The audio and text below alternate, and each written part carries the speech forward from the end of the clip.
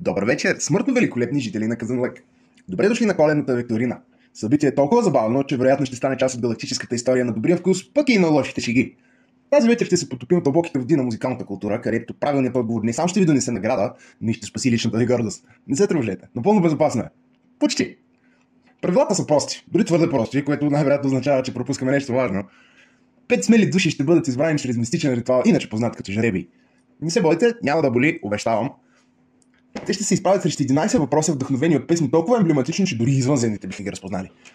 След всяка песен ще следва въпрос. Верният отговор ви носи точка, а грешният – само вечен коледен срам. Ако си в публиката, не се отпускай. Тук няма скучащи. Публиката също ще има шанса да докаже, че коледният дух на знанието ги е обладал. И на финала, един победител ще отнесе голямата награда, докато останалите ще получат утешителни награди, естествено, за да не се чувстват съвсем незначителни. Ние обичаме всички еднакво и искаме да ви го покажем. И едно важно предупреждение. Не приемайте това събитие твърде сериозно.